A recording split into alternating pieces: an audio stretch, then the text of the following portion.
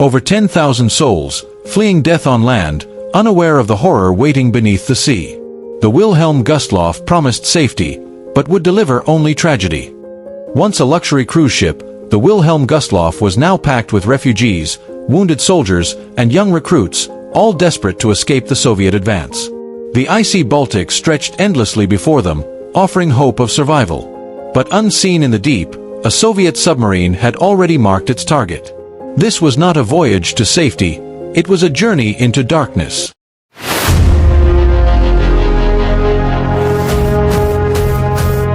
Inside the Wilhelm Gustloff, space is a luxury no one has. Families sit shoulder to shoulder, crammed into every available inch. Soldiers with frozen limbs lie in corridors, their breaths shallow. Below deck, young Nazi cadets, some no older than 15, huddle together, terrified but trying to stay brave. The ship was built for 1,800 passengers. Tonight, over 10,000 souls are on board. There aren't enough lifeboats. If disaster strikes, most won't survive. But still, hope lingers. The passengers believe they are safe. They believe they will see the sunrise. They don't know that beneath them, a Soviet captain is watching, waiting, preparing to strike. Beneath the waves, another vessel moves, silent, unseen.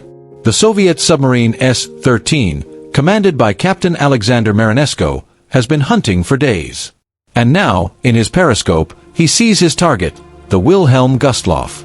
A giant, slow-moving silhouette against the cold night sky. Marinesko knows this ship is filled with people. But he also knows it carries Nazi troops.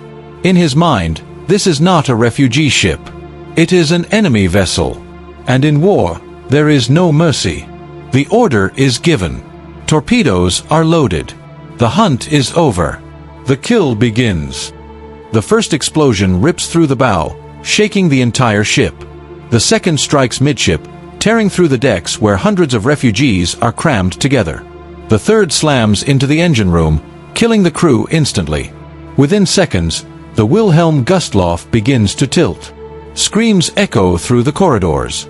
Water floods in. People scramble for the lifeboats, but there are too few. Some jump overboard, but the water is a frozen death sentence. The ship that was supposed to bring them to safety is now their coffin. The Wilhelm Gustloff has vanished beneath the Baltic, but for those who leaped overboard, the nightmare is far from over. The water is a death trap, cold beyond imagination, freezing skin in minutes, stealing the strength from limbs. Cries for help pierce the night, but soon, one by one, they fade into silence.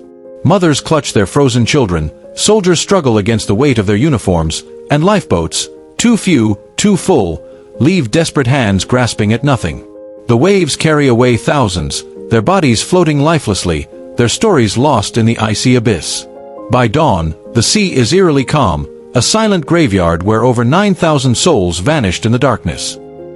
By morning, the wreck of the Wilhelm Gustloff rests in its silent tomb, and history moves on. The world barely takes notice. This was a German ship, a casualty of war, an event soon buried under the weight of Nazi defeat. No Hollywood films, no grand memorials, just the cold sea keeping its secrets. The Soviets saw it as vengeance, the Allies as just another lost vessel.